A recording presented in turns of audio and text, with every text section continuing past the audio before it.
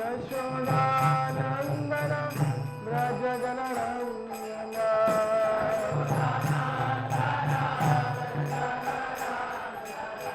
Jamuna Tira Ganachari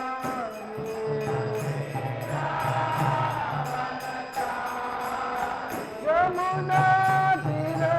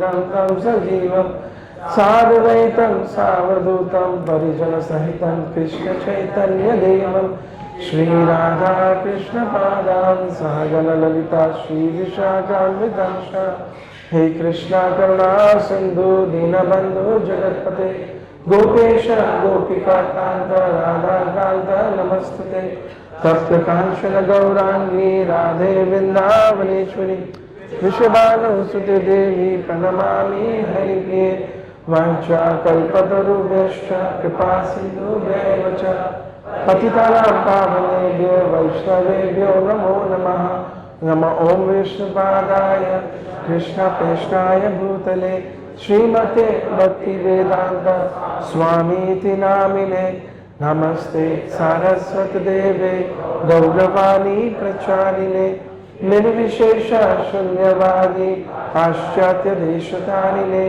Shri Krishna Chaitanya Prabhu Nityananda Shri Advaita Gadadhara Srivas Adi Gaura Bhakta Vrinda Hare Krishna Krishna Krishna Hare Hare Hare Rama Rama Rama Hare Hare Hare Krishna. So welcome all of you for today's session. So we are all here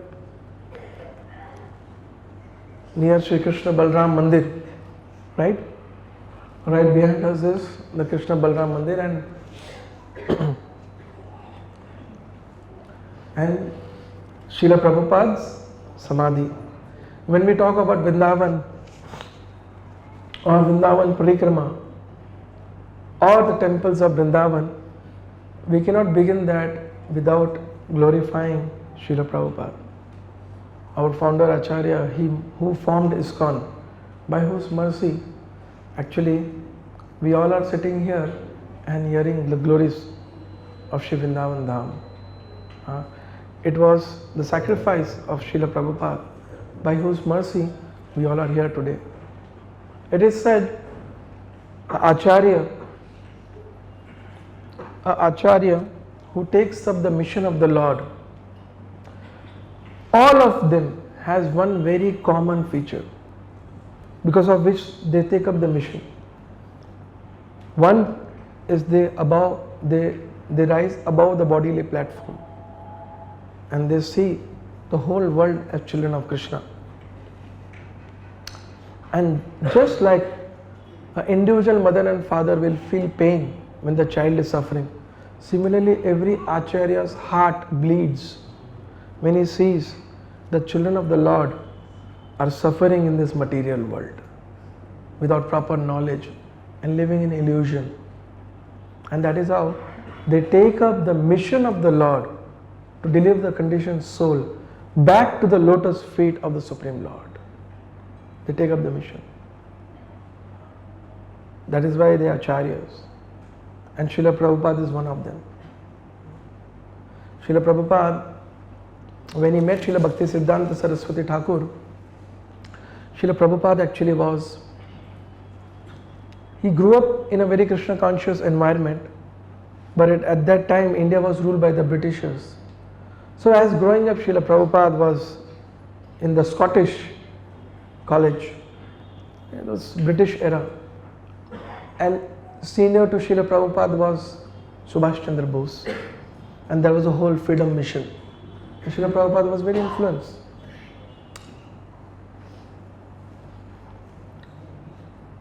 So he went, one of his friends took him to meet Srila Bhakti Siddhanta Saraswati Thakur, who was in Kolkata at that time. So when Srila Bhakti Siddhanta Saraswati Thakur met Srila Prabhupada, he saw in him a young, dynamic person. And Srila Prabhupada also introduced himself as being a devotee, coming from a devotee family. So Bhakti Siddhanta Saraswati Thakur told him that you are a young English-speaking Indian gentleman. Why don't you take the message of Lord Chaitanya Mahaprabhu to the English-speaking Western world? So Srila Prabhupada gave a very strong argument. He said, who will listen to the message of a country which is ruled by foreign entity? which is dominated nation. Who's going to hear the message? And Srila Bhakti Siddhanta Saraswati Thakur, he gave an answer which struck Srila Prabhupada. And it is mentioned that with that answer, ISKCON took birth in the heart of Srila Prabhupada. If you go to Ulta Danga Road, the place where Srila Prabhupada made Bhakti Siddhanta, it is written there. Ulta Danga ISKCON, is Ulta Danga temple, birthplace of ISKCON. Because on the roof of that building, ISKCON was born in the heart of Srila Prabhupada. Bhakti Siddhanta Saraswati Thakur told, the message of Godhead means the message of Bhagavad Gita and Bhagavatam, the spiritual subject, doesn't depend on the political situation of a nation. Understand? The message of Godhead does not depend on the political situation of a nation. It is the need of everyone in the human form. When Prabhupada heard this, it struck his heart. And he said, my God, Lord Chaitanya Mahaprabhu's mission is in the right hands. Srila Prabhupada was studying in the university, but he was already married. In his heart he thought that time, if I was not married, I would have actually dedicated my life to this person. What did he say? If I was not married, I would have dedicated my life to the mission of this person. And then it took Srila Prabhupada a lot of time. He tried his best. Since then, he was always endeavoring to preach, always planning to preach. So much so that his children were grown up and he was getting little less cooperation from his wife. In fact, Srila Prabhupada told once his disciples were glorifying, Srila Prabhupada, you are a sannyasi, you have done so much, you have established a worldwide mission. Prabhupada told his disciples, he said that if my family would have cooperated, I would have done much more. If my family would have cooperated, I would have done much more. Because when Srila Prabhupada was very intensely remembering his spiritual master, Prabhupada had translated his own Bhagavad Gita. And his wife sold that to Bangarwala. And he was very disappointed. He told his wife, and his wife was eating tea, drinking tea, and Prabhupada was searching his copy of the Gita. And she told, it is sold. So Prabhupada told her, you want me or tea? So she took a sip of the tea. After a while, Srila Prabhupada took sannyas and moved ahead. After taking sannyas, Srila Prabhupada came here to Sri Vrindavan Dham and stayed at Radha Damodar temple. From Radha Damodar temple, he would go to Delhi. And in Delhi, he would print by BTG magazines, other spiritual articles, and he would distribute them. He even stayed in Delhi, this temple our devotees visited, Chipiwada. While staying there also, he was distributing books. He was trying to publish Srimad Bhagavatam. He was publishing Srimad Bhagavatam. In fact, there is one place which Srila Prabhupada mentions to Gargamuni Prabhu. There was one lane in Delhi when Srila Prabhupada was distributing BTG, a bull came and hit him. And Prabhupada fell there unconscious. And when Prabhupada mentioned the lane, exact lane, Gargamuni Prabhu, Srila Prabhupada disciple, went there and took a photo of that lane. He took a photo of that lane, how Srila Prabhupada was, that Srila Prabhupada fell there unconscious. And later on, Srila Prabhupada came to Mumbai and got a free passage to go to America. And while requesting for a free passage also, he had to sit 4 hours outside the office of Sumati Maharaj, Srimati Sumati Maharaj, because she didn't want to meet him, because she didn't wanted him to go to America, and she felt he is too old to go to America and he may even die with the winter of America. But Prabhupada said, no, I want to go. So she gave him a free passage. She gave him a free passage on a cargo ship. In that ship, Prabhupada got 2 heart attacks. And then he got down and still was endeavoring to preach, planning to preach. A wise gentleman. Only people who are, who are totally missionaries or totally mad will do this. One who is very, very intelligent will get down and immediately take another flight to come and do his heart surgery, right? Check up. But Srila Prabhupada continued. He continued and he endeavored a lot in America. Some young devotees started coming. Our Baba Dinabandhu Prabhu tells a story in his book that there is one disciple named Mahapurush who told him this story. Is when Srila Prabhupada started preaching, some young American hippies started coming to preach, to hear his lectures. And now Prabhupada would give the class, sit, talk to them, serve prasad, sit with them, take prasad. So one day this Mahapurush Prabhu, he sat with Srila Prabhupada. All the young boys were eating there. And slowly, while discussing with Srila Prabhupada, he noticed that now only he and Srila Prabhupada are there in that room, in 26th Avenue. Only Srila Prabhupada and Mahapurush Prabhu. And another thing which he noticed was the whole place was mess, dirty, and all the young boys had left their vessels, actually their plates, and the vessels from which Srila Prabhupada had cooked were unwashed. And Mahapurush Prabhu was thinking, Arey, there are only two of us, so who does all this every day? Because all these boys are coming every day, hearing the lecture and going back. So then Mahapurush Prabhu picked up some plates and took them to the sink. And he told Srila Prabhupada, Swamiji said, Swamiji, I can wash them. And Prabhupada said, I am praying to the Lord for a long time for this. I said, I am praying to the Lord for a long time for this. So Srila Prabhupada endeavored so much, had heart attack, and he was struggling at the age of 72. Now today many of our leaders at the 72, you ask them to Prabhu come, they will first ask which place, which asan, how he will travel, what facilities, his diet chart will come, so many things will come, then they will come, right? And there is Srila Prabhupada, nothing. Old man took a risk of his life. Today you all are going to go to the local temple. One of the most important temple is Radha Damodar temple. That is where Srila Prabhupada stayed before going to America. He completed the first canto of Srimad Bhagavatam there. And our Atul Krishna Prabhu very beautifully narrates that Srila Prabhupada, with ISKCON in his heart and mind, with the instruction of his spiritual master, writing the Bhaktivedanta purports.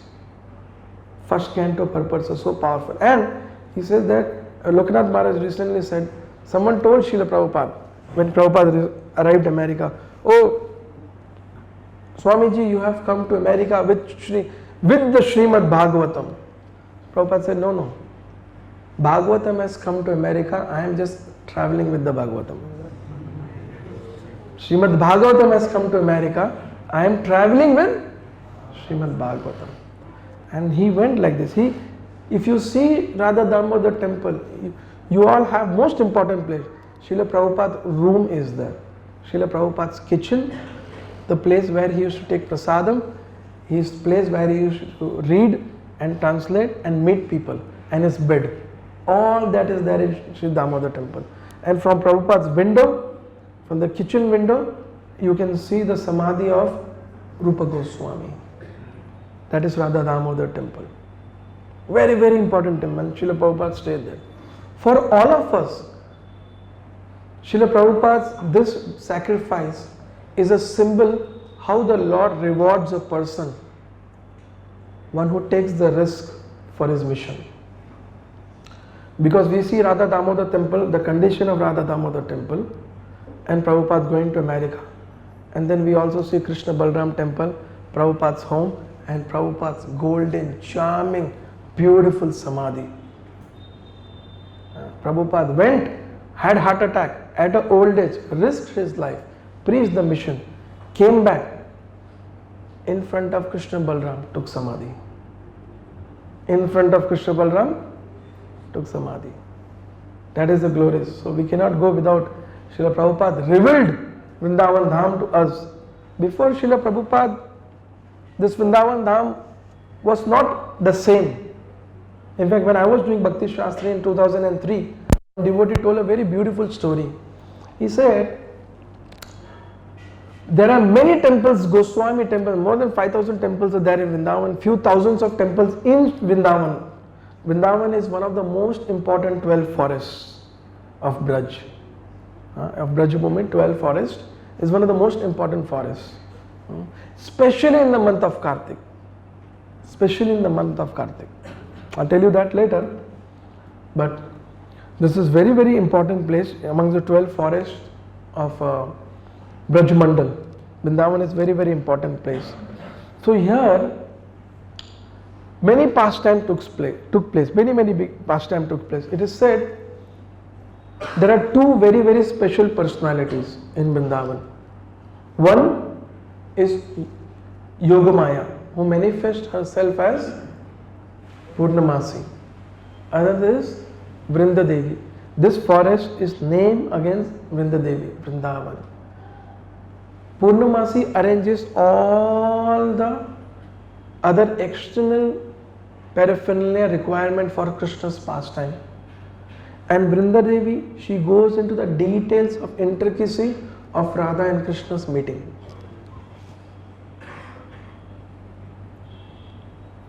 Of Radha and Krishna's meeting. And especially this Vrindavan forest where we are today, where we are living, all our acharyas, although they stayed here, it is said Krishna from the day of Sharad Purnima, the first day of Kartik, till the Rasa Yatra, which is the last day of the Kartik, he performs Rasa Leela and meets the gopis in this place, Sri Vrindavan Dham, on the bank of Yamuna and in Seva Kunj and Nidhivan. Seva Kunj and Nidhivan.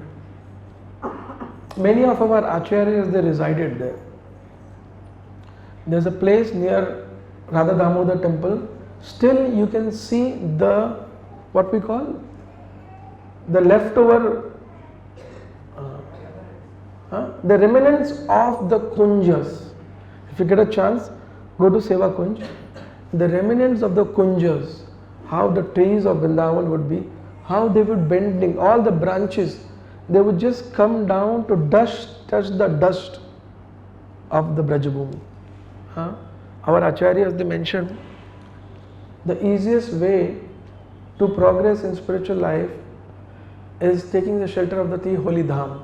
One is go to Jagannath Puri and take prasad, and go to Navadip and raise your hands and chant Hare Krishna, Krishna Krishna, Hare Hare, Hare Ram, Ram Hare Hare.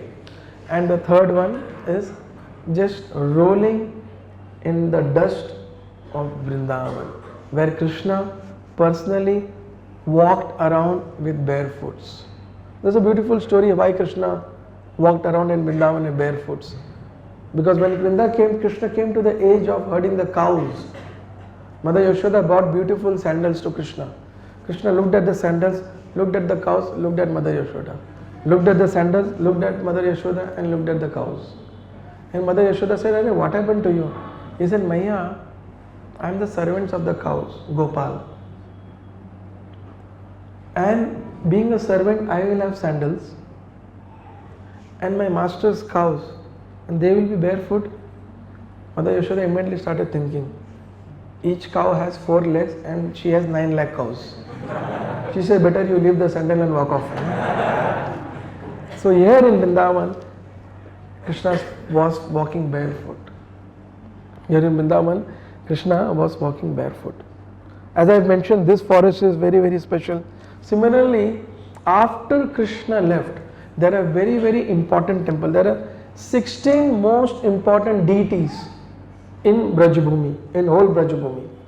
It is mentioned that after Krishna winded up his pastimes and left this world, when he disappeared, physically disappeared from this world, King Yudhishthir, he made Parikshit Maharaj the king of Hastinapur, and he made Krishna's great grandson Vajranam the king of Mathura. He made him the king of Mathura, Indraprastha and Dwarka. Made him the king. So as soon as Vajranath became the king and he visited Mathura, all the rishis and the sages who were residing there, they all went running to Vajranath and they requested him that it is your duty now to protect all the Leela Sthalis of Lord Krishna.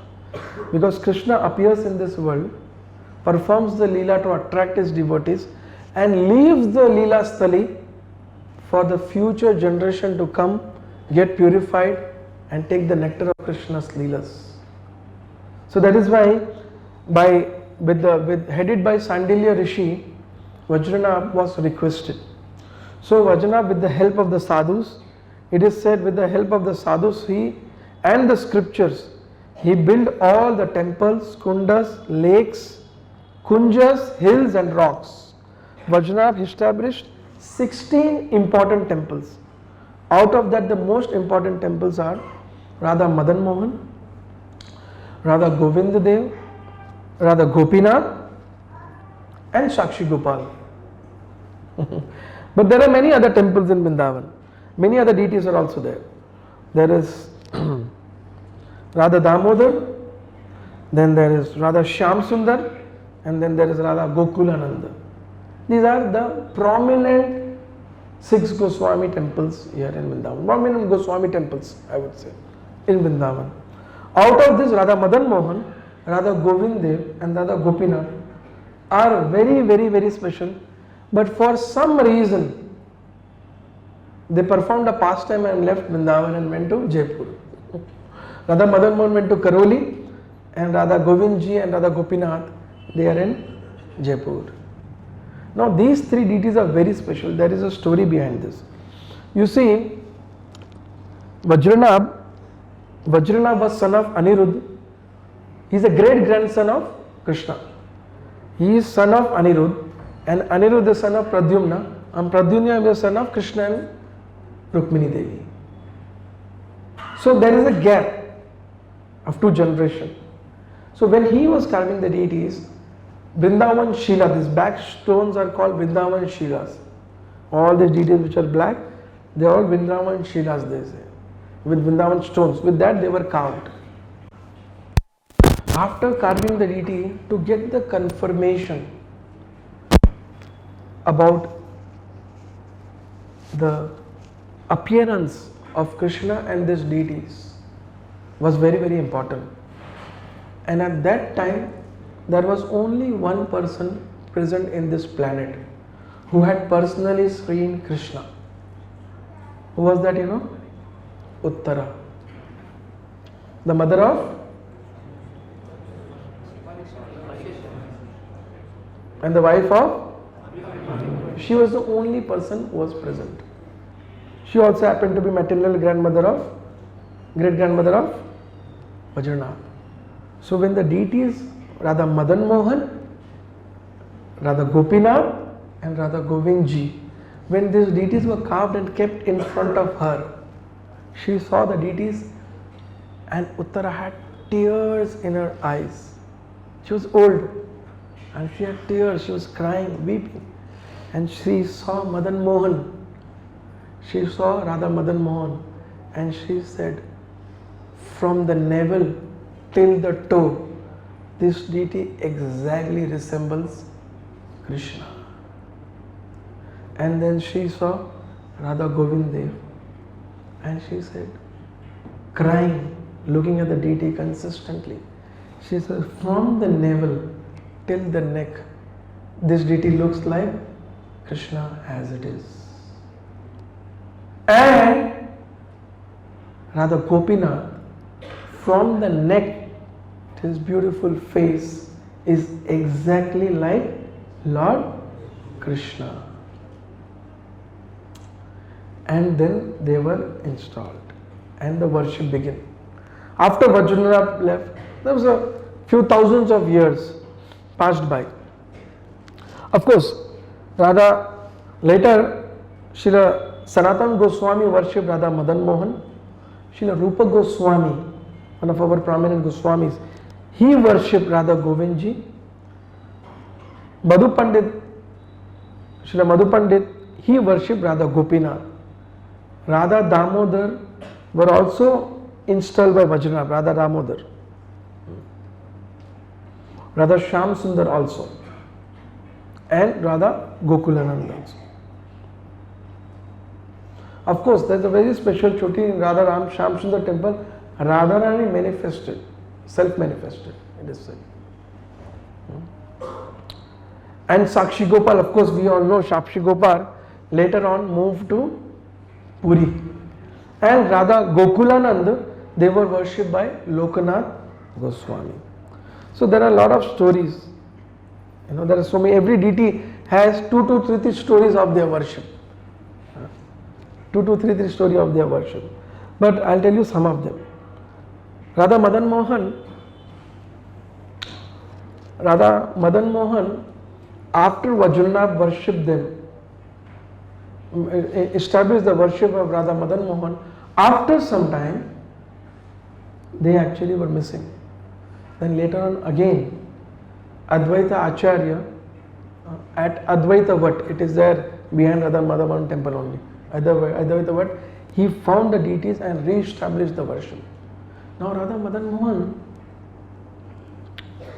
they were worshipped by Advaita Acharya, but then Advaita Acharya wanted to go back to Navadip. And Madan Mohan told him that we don't want to go with you, we want to stay here in Vrindavan only. They told him that we don't want to go to Navadip, we want to stay here in Vrindavan only. So he kept them under the custody of one Brahman family, one Brahman priest actually, who's a Brahmana whose name was Mr. Chobe, who was in Mathura. He kept the deities with him in Mathura.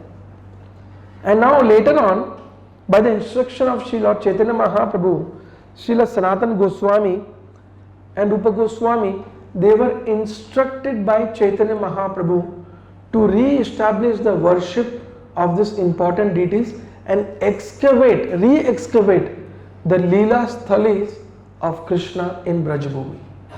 All these Leela Sthalis by time, they got hidden. They got hidden. They got hidden. So Chaitanya Mahaprabhu sent Sanatana and Rupa, Swarup and Sanatana, and he told them, you stay in Vrindavan and write scriptures and re-establish the Leela Sthalis of Lord Krishna. So many of the prominent places, especially Radha Kund, Shyam Kund, many of these places were excavated by Rupa and Sanatana Goswami and assisted by all other 6 Goswamis. And they are the one who wrote the scriptures. The scriptures which we have, and later on Srila Prabhupada gave his purports to them. It was the 6 Goswamis who wrote them. And Srila Prabhupada presented in a language by which general masses can understand and practice Krishna consciousness. That is the mercy of Srila Prabhupada. Srila Prabhupada ki Jai. Now,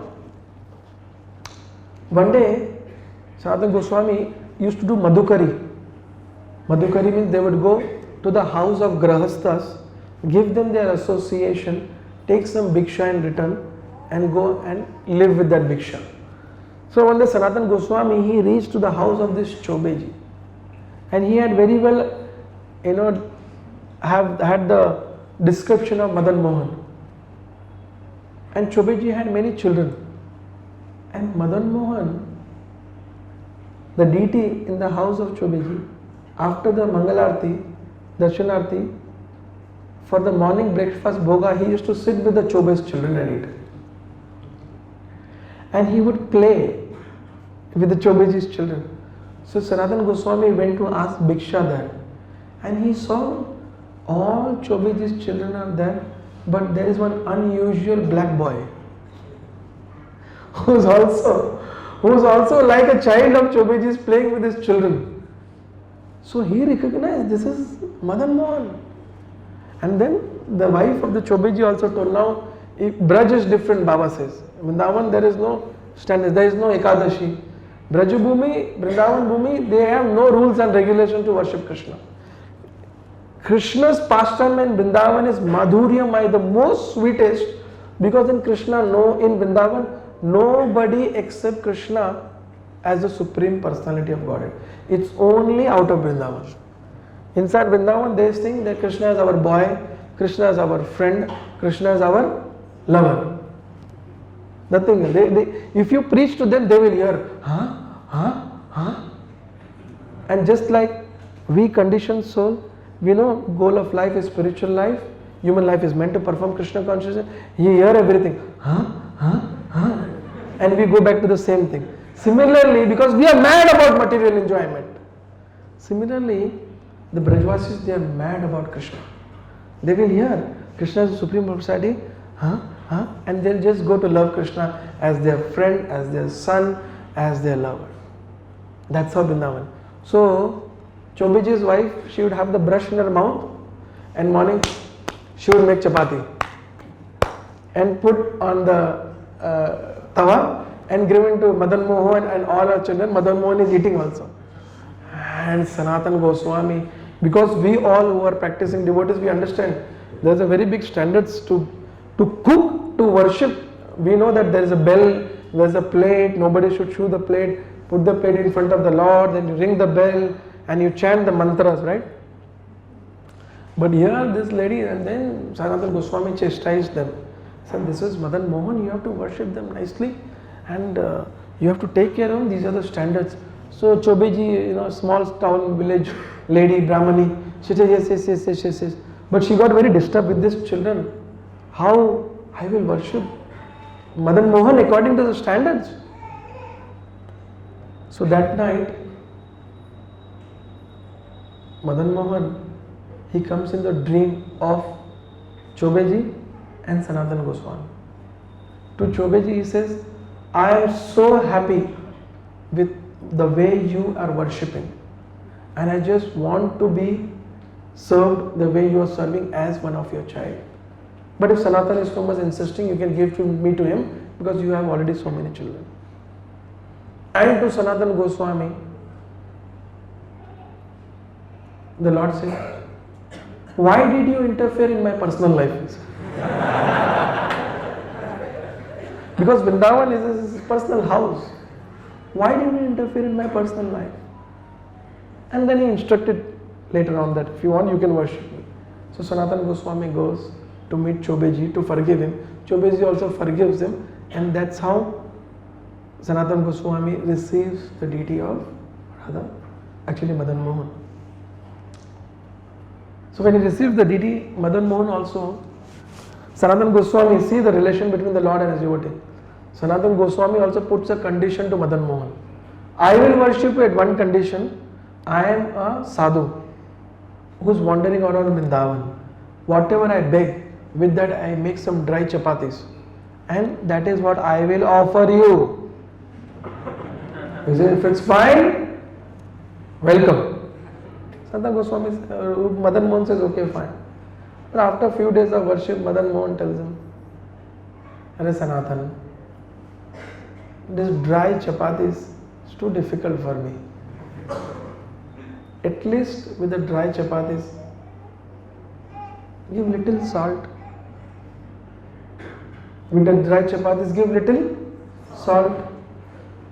Sanatana Goswami told, Acha, today you are asking me salt, tomorrow you will tell little sabji, then you will say sabji with gravy, then you will say little rice, then you will say dal is also fine, then you will say there is no problem if some sweet is made, and where will I get all these things? Better you be with what I am giving. Our deal was strike long before. Or you have go your way, I will go my way. And Madan Mohan accepts. There's a beautiful story how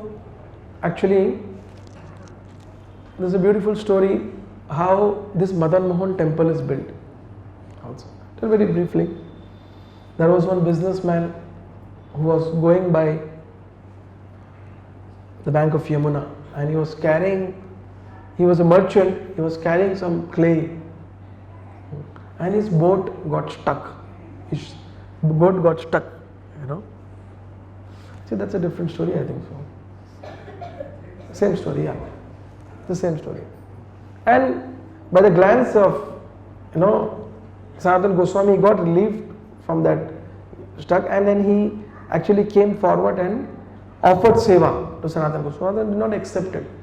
But later on he accepted to build this temple, beautiful temple. If you go at the bank of where Yamuna begins, right opposite to there is actually so many places are there, but I'll not get distracted if I touch everything.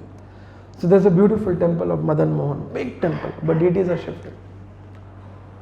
And Srila Jiva Goswami, he worshipped Radha Damodar at Radha Damodar temple. Beautiful deities are there. And many other acharyas deities are there, but the most important is Radha Damodar temple. The Srila Prabhupada mentions that we all are Rupanugas. See, our acharyas, our parampara has a lineage of very, very great acharyas. And everyone has contributed a process of worship and a philosophy. But Srila Prabhupada defines, and Srila Prabhupada, Bhakti Vinod Bhakti says, we are actually Rupanugas, the followers of Rupa Goswami. Because he wrote the most important Gaudiya, Vaishnava scriptures which teaches the process of worship, discipline, etiquettes, and also reveals the importance of Shri Vrindavan Dham and the process to approach it. The Upadesh Amrita and Shiksha Amrit. You know, Upadesh Amrit and Shiksha Amrit. Nectar of instruction and nectar of devotion. These are written by Rupa Goswami. And the Krishna consciousness philosophy is very much based on the teachings of these two books. And Rupa Goswami resided there. He completed, we will go to one place called Ter Kadamba. That's where he completed Upadesh Amrit, nectar of devotion. His Samadhi and his Bhajan Kutir is then in Sri Radha Damodar temple, and also the Samadhi of Srila Jiva Goswami. Jiva Goswami is one of the 6 Goswamis. One of the 6 Goswami. He was the nephew of Rupa and Sanatana. Very, very scholar. One of the greatest scholars of all time. And there's a beautiful temple of Radha Raman Dev Ji. Now Radha Raman Dev is the one deity who stayed, because there were Mughal attacks. That's why these deities performed the pastimes of going to Jaipur.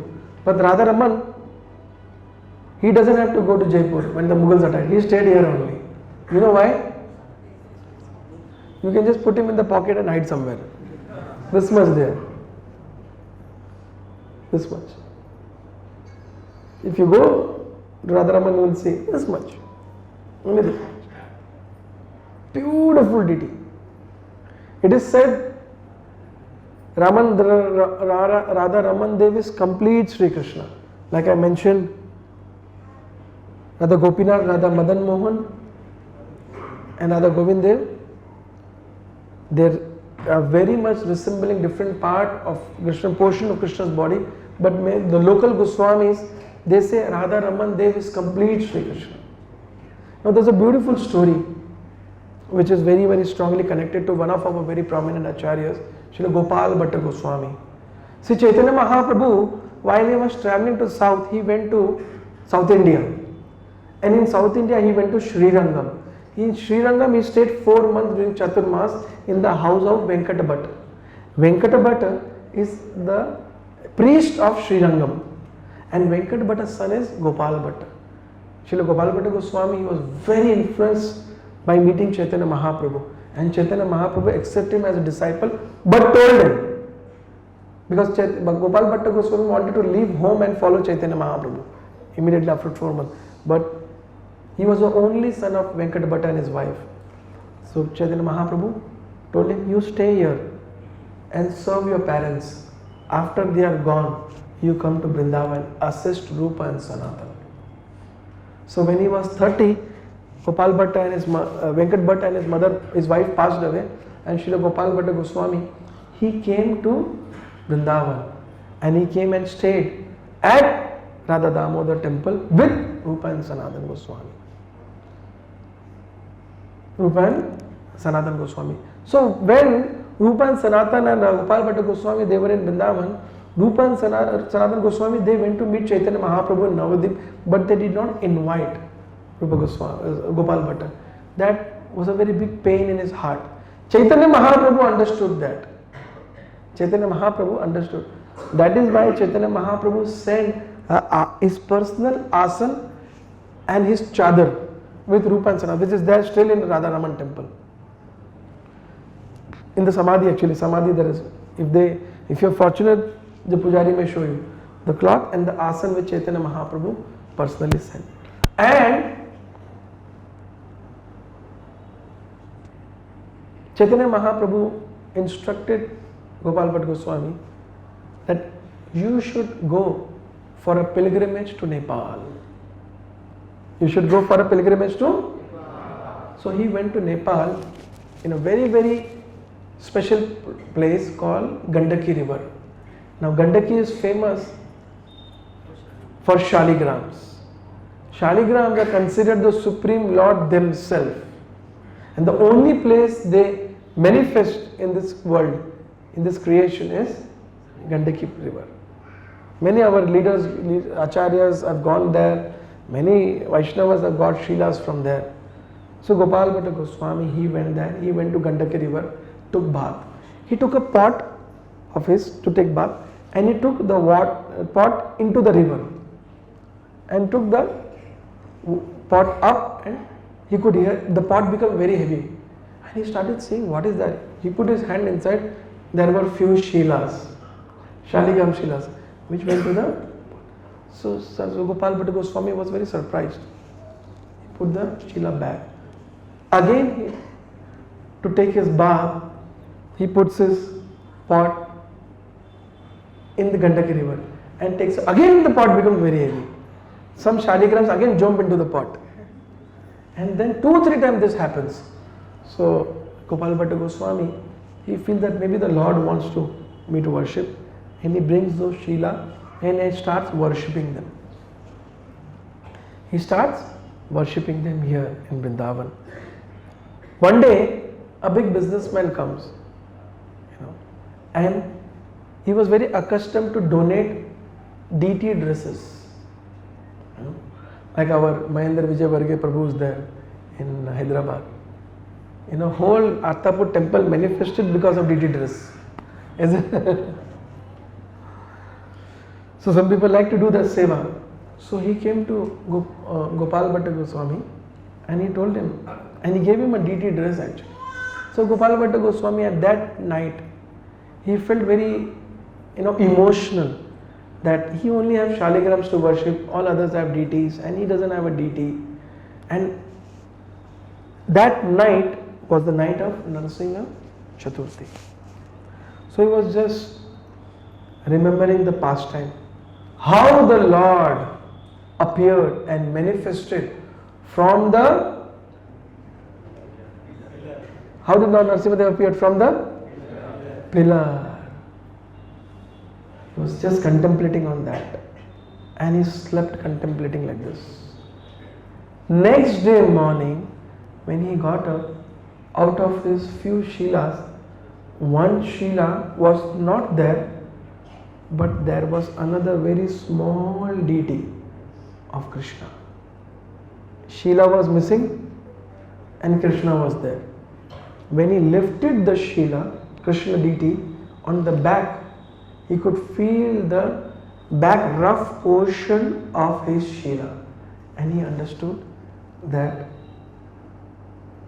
the Lord have self-manifested himself from the Shila into his own deity.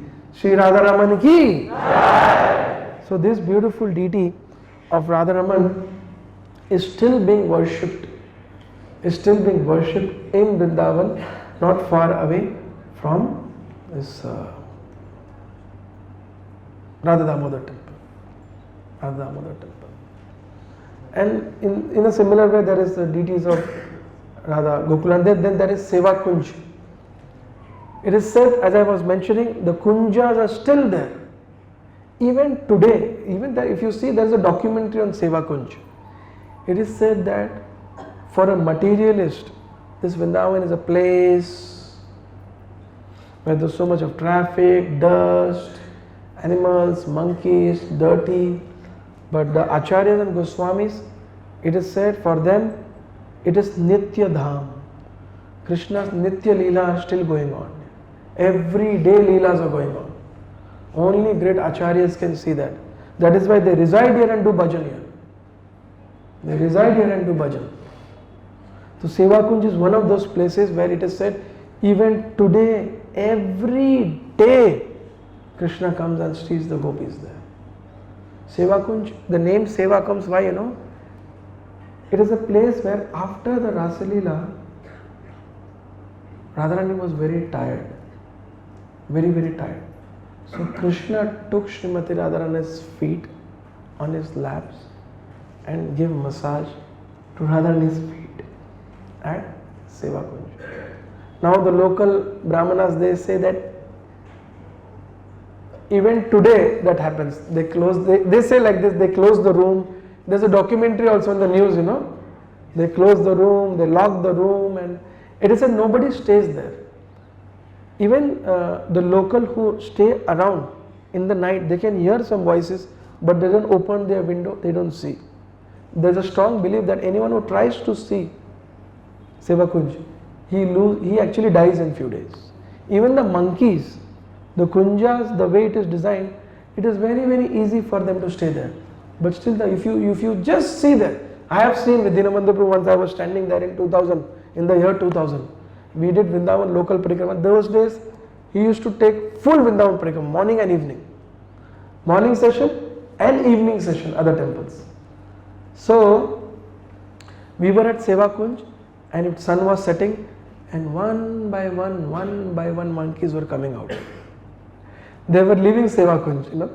It's getting dark, so even nobody, no animals and no humans, they stay there. They all come out. So I personally saw this, monkeys coming out in the night. So all this, there are so many such temples in Shri Vrindavan Dham. But these are the some very, very prominent pastimes, prominent temples of Shri Vrindavan Dham. And we will speak more as we are here. Shri Vrindavan Dham ki, Jai. Shri Krishna Balaram ki, Jai. Jai Gaur Premanande. Thank you very much.